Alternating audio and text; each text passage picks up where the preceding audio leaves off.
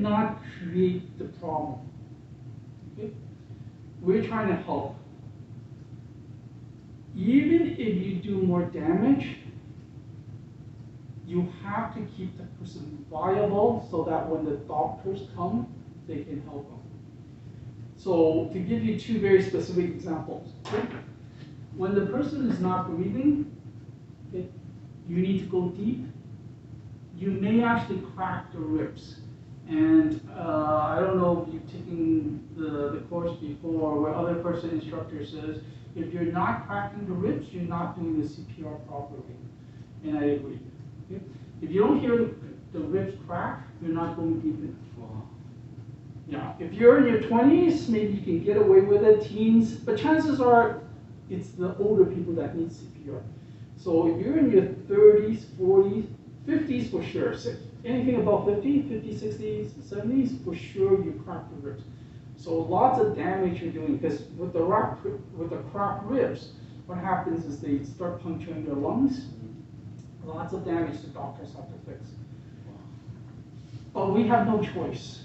We have no choice. We need to go deep enough to squeeze the heart. Yeah. So if you're kind of like doing this, I want to do CPR on the person, but I don't want to hurt them. Let me just do it gently. Completely pointless. Correct. Completely pointless. Okay. You are supposed to go 5 to 6 centimeters deep. Okay. So that's the measurement. 5 to 6 centimeters. Yeah. But we're born with this rib cage and the breastbone very, very rigid. Okay. Going 5 to 6 centimeters is a lot. See, I'm just wondering if you're actually going to puncture the heart. You got all these bones. Okay, so you may. And you may like actually you just kill the person by you yes. stab them. I understand. The ribs. I understand, but that's what I keep telling you. You have to be sure when you're assessing breathing. It is. If there's nothing you learn from me today, learn how to assess breathing. Go home and practice. Yeah, you don't want to make the wrong call. If he's not breathing, you must do CPR even if you crack the ribs, even if you puncture the lungs, even if you do damage to the heart. However, if he's already breathing, no. Trust me, imagine this is your own, somebody you really care about, your own mother, your own brother, even your own son and daughter, right? They are already breathing and you're doing this to them, very, very, very bad. So, yeah. Another example I can give you guys is, let's just say the person is in an accident and they got embedded glass in the arm, okay, and they're bleeding. So as first aider, you're going to try your best to stop the bleeding without doing more damage. Okay, so you're going to maybe wiggle your finger around, see if you can stop the bleeding without pushing the glass in. Now, 10 years ago, when I was teaching at Red Cross, I used to teach people use the tourniquet. And plus, people, whenever they see blood, they're bleeding, they immediately think of a tourniquet and they start taking up and trying to stop the bleeding by using the tourniquet, which is to wrap around the limb. And they find that it wastes too much time. All direct pressure to stop the bleeding. Okay? So, again, you're going to wiggle your finger around, try to stop the bleeding without pushing the glass further in. However, if you cannot stop the bleeding and the person continues to bleed, they will go into shock. And when they go into shock, they will die. So it doesn't matter that you're going to do more damage. You're going to grab a cloth, okay, apply direct pressure, and just stop the bleeding. So when you do this, yes, you will push the glass further in, you cut, you do more damage, but you have no choice. Okay, so just stop the bleeding. Whatever damage you do, let the doctors fix. Can't you just, if there's one big piece, pull the one piece out?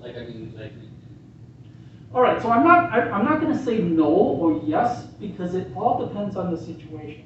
Okay. Okay. So you as a first aider is going to try your best, because in that situation, there's so many different things that can, like, you're just going to have to use your if somebody's bone, your common sense. Okay. Yeah, you're going to have to use your common sense. Use your common sense, do your best, and don't worry about doing further damage. And since we're talking about further damage, just know that there's what's called Good Samaritan principle to protect you. So the Good Samaritan principle says, unless you do something that's completely negligent, you cannot be sued.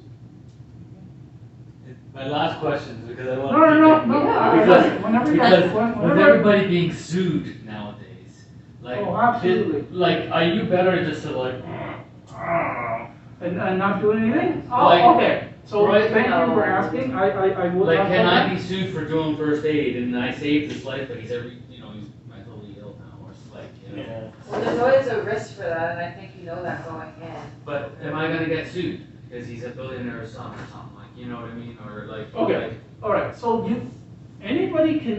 people can always sue you.